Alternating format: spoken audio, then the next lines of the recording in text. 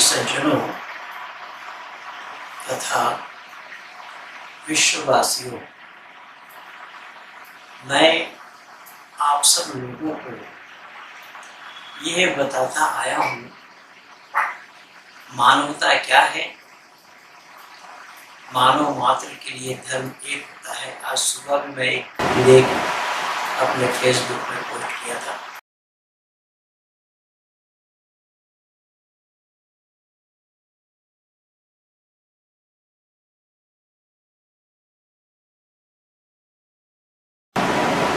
मत मजहब और धर्म में अंतर होता है। मत मजहब व्यक्ति विशेष के द्वारा चलाया हुआ होता है और धर्म ईश्वर प्रदत्त होता है। धर्म आदि सृष्टि से है और मत मजहब आदि सृष्टि से नहीं है। इनके प्रवर्तक पहले है, फिर मत मजहब है। जैसा गौतम बुद्ध से पहले कोई बौद्धिस्ट नहीं था, महावीर स्वामी से पहले कोई जैनी भी नहीं था। ठीक इसी प्रकार हज़रत ईसा मसीह से पहले कोई ईसाई नहीं था धरती पर। हज़रत मोहम्मद साहब से पहले धरती पर कोई मुसलमान भी नहीं था। कुरान गवाह है। सूरा नाम आयत नंबर 14 में अल्लाह ने जिक्र फरमाया, कुल इन्नी उमिरतु अन अकून अव्वल मन अस्लम वला तकूनन्न मिनल मुशरिकीन। ऐ मोहम्मद, तुम कह दो सबसे पहले मैं मुसलमान हूँ, मैं मुशरिकों में शामिल नहीं।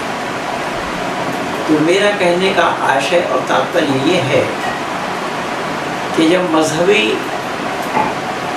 ग्रंथ मजहब बनने के बाद इसका ग्रंथ है, मजहब के जन्मदाता के बाद ही मजहबी ग्रंथ है। लेकिन वेद आदि सृष्टि से है। वेद के माने ज्ञान। ज्ञान न हो तो कर्म का किया जाना संभव नहीं होगा। इसलिए ज्ञान पहले है, कर्म बाद में है।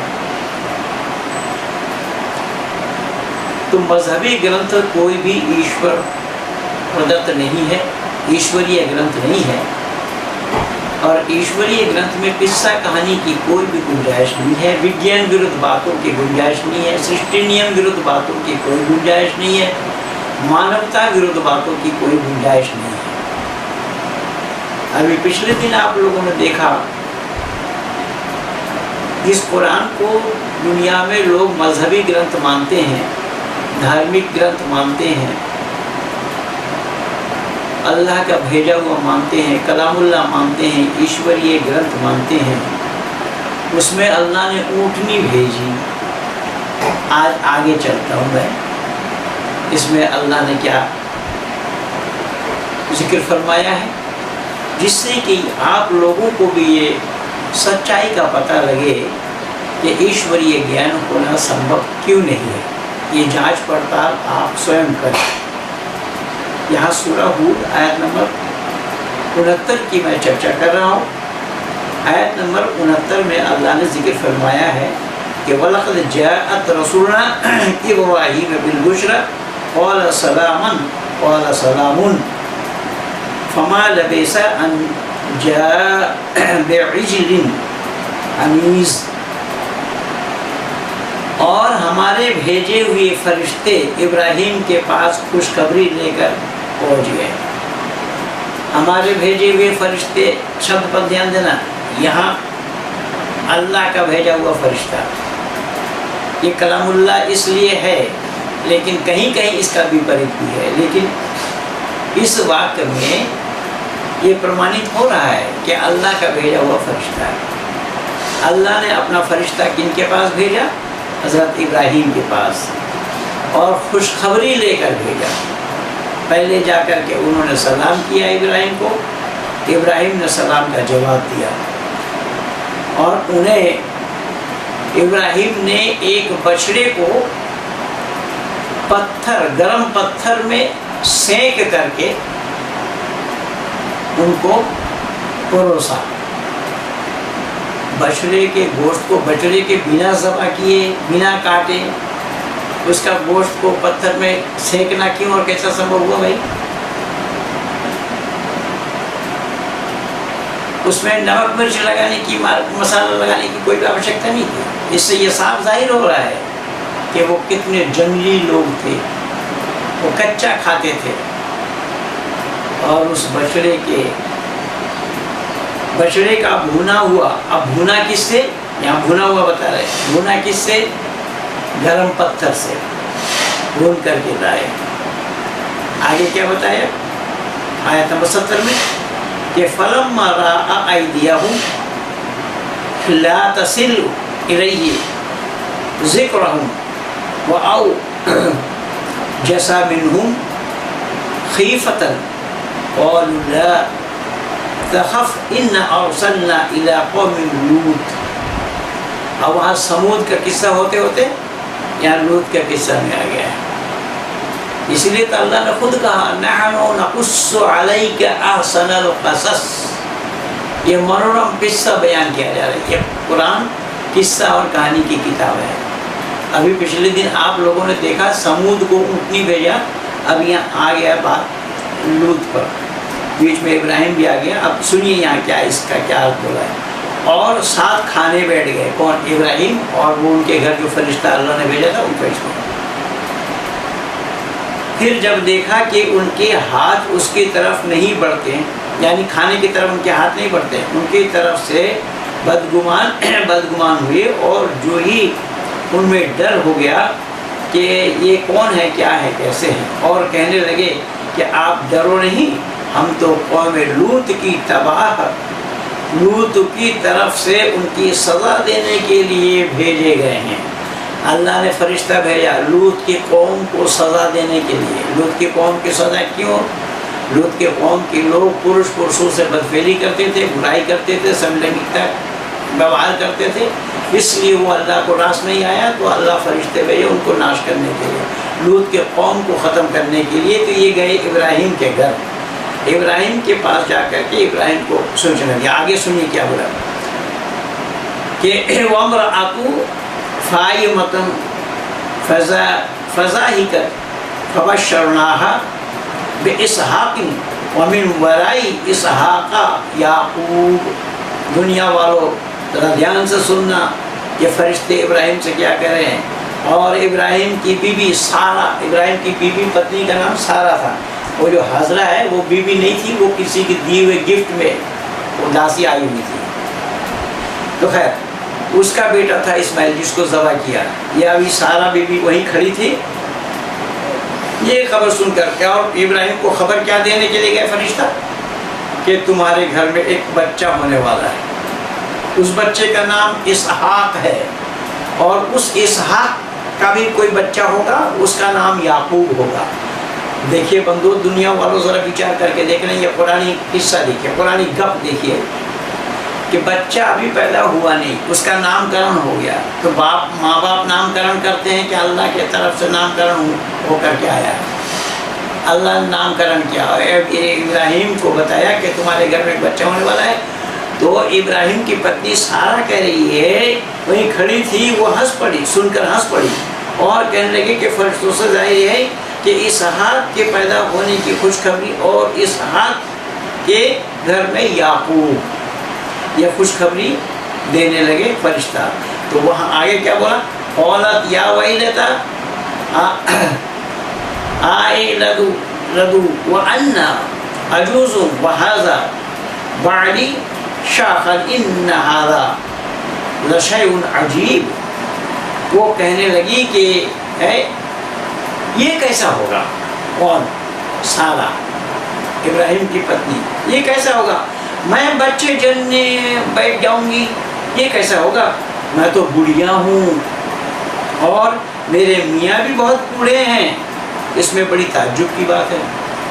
اب اللہ کو یہ پتہ نہیں لگ پایا، اور وشیش کر کے MBBS منا بھائی ذاکر نائک کو بھی یہ پتہ نہیں لگ پایا کہ کس آیو کی مہیلا، کس آیو کے پرش سنتان جنم دینے میں سمرتھ ہیں اور کس آیو والے سمرتھ نہیں ہیں۔ یہ بھی گیان نہ اللہ کو ہے نہ اللہ والوں کو پتہ ہے، اور MBBS منا بھائی بھی اس کو سچ مانتا ہے۔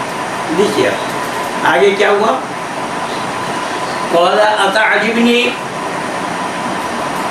اتعجبین من امر اللہ رحمت اللہ وبرکاتہ علیکم اہل بیتی انہو حمید مجید. وہ فرشتے بولے ہم تم خدا کی قدرت سے، تمہیں خدا کی قدرت سے تعجب کی کوئی بات نہیں، خدا کی قدرت سے سنتان ہو جائیں گے.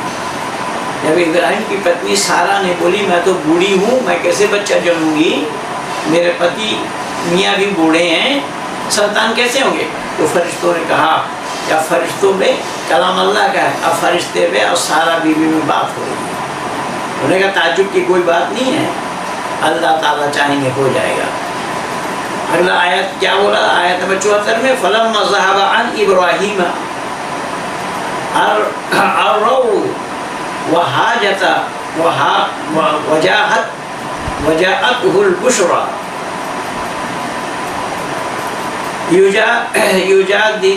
یجادلن فی قوم لوط.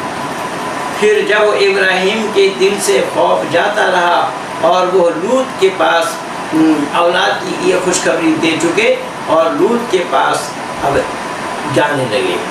اب لوط کے پاس جا کر کے کیا کیا؟ ان ابراہیم لحلیم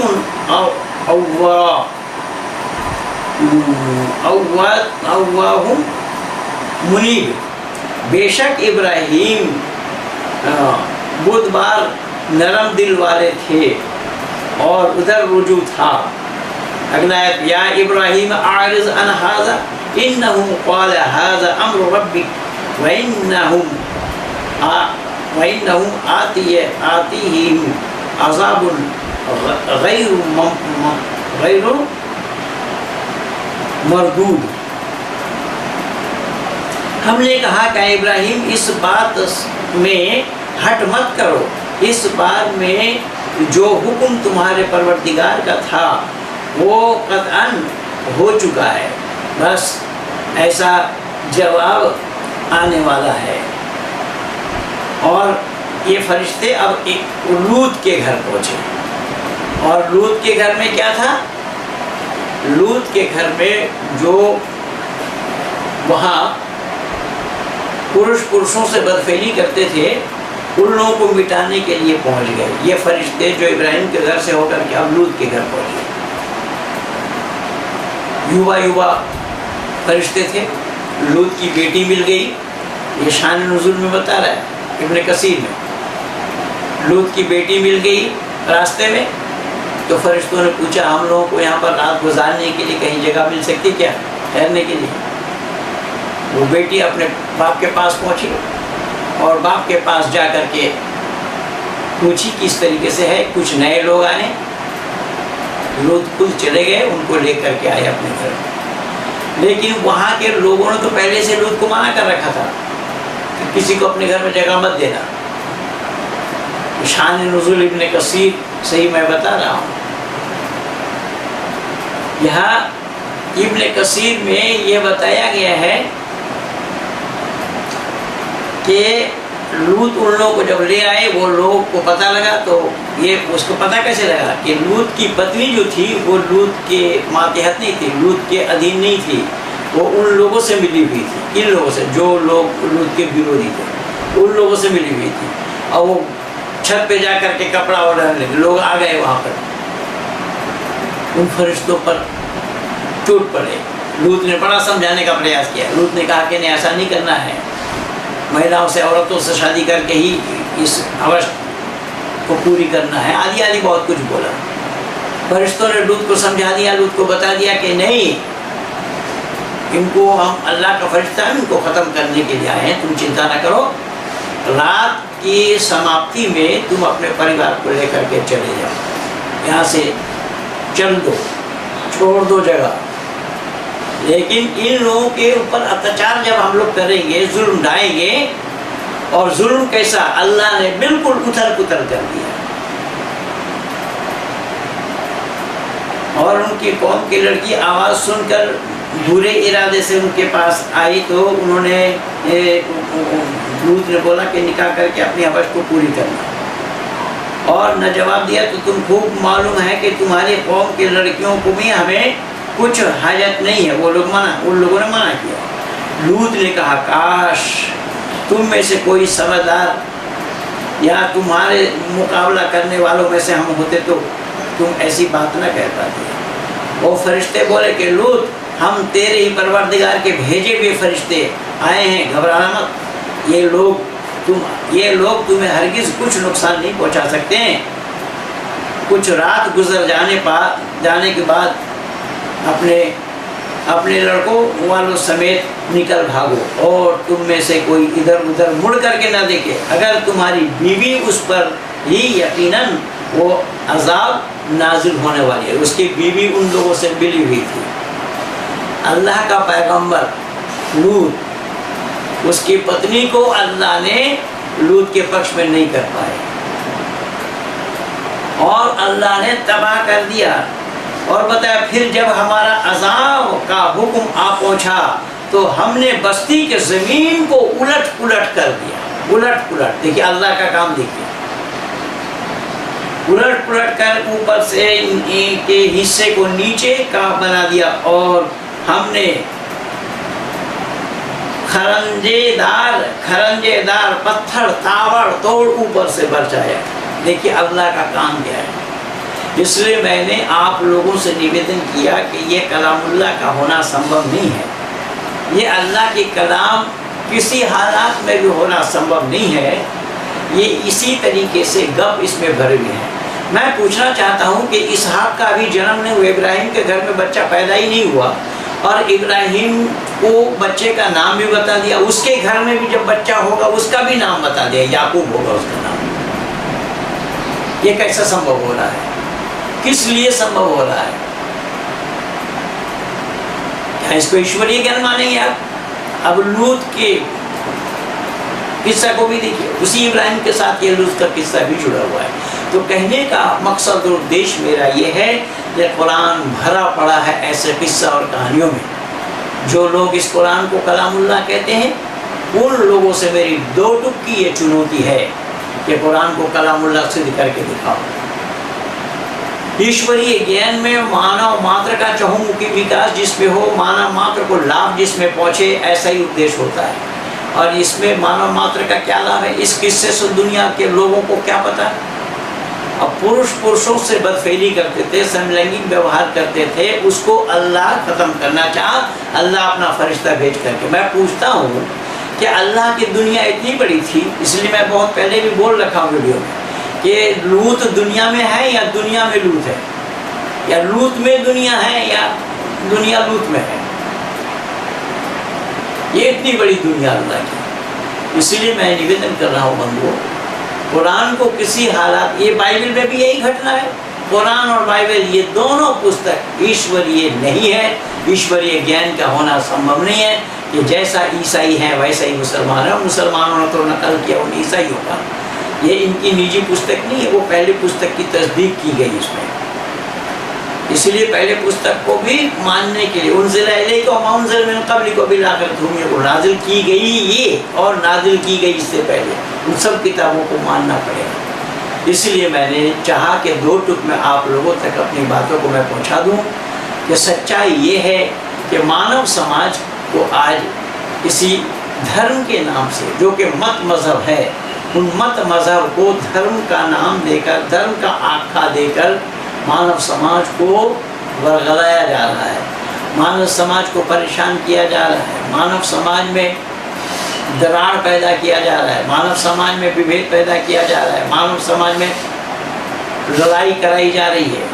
मानव समाज यानी मानव के खून से ही धरती को रगाने में आतुर है और ये ईश्वरीय किताब के नाम। इसलिए ये ईश्वरीय किताब हो सकता है, यानी उसकी पड़ताल करने के लिए मैंने आप लोगों को ये कुछ उदाहरण प्रस्तुत किया हो, कुछ उदाहरण पेश किया हो कि किस तरीके से अल्लाह की ये किंवदंती वाली किस्सा इस कुरान में और बाइबल में आप पाएंगे। आज धरती पर लोग ये कह रहे हैं कि हर मज़हब का, हर धर्म का आदर करना चाह रहे हैं। हर धर्म कहाँ से हो जाएगा भाई? धर्म तो एक ही है जो मानव मात्र के लिए। इसीलिए तो सुबह में लिख करके दिया कि धर्म में और मज़हब में भेद क्या है, यही तो सब भेद है।